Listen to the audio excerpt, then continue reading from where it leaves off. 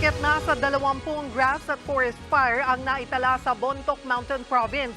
Ang nakalulungkot, karamihan sa mga yan sumiklab dahil daw sa kapabayaan ng mga residente. Nasa frontline ng balitang yan, si Justin Punsalang. Nang gagalaiting apoy at maitim na usok ang bumalot sa barangay Bontoc Ili sa Bontoc Mountain Province pasado alas 5 ng hapon kahapon.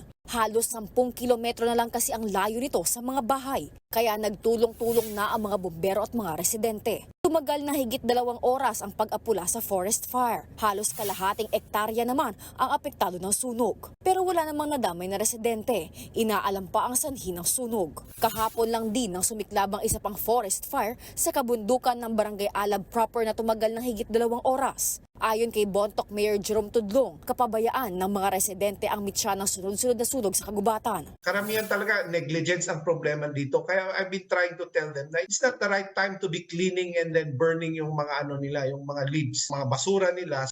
Ngayong taon pa lang, 20 grass at forest fire na ang naitatala sa bayan ng Bontoc.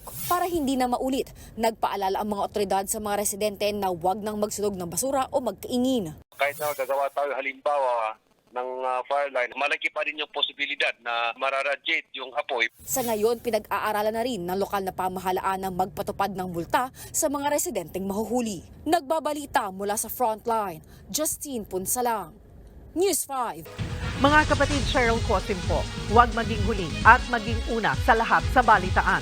Para sa tuloy-tuloy na talakayang sa Frontline, mag-follow at mag-subscribe sa social media pages ng News 5.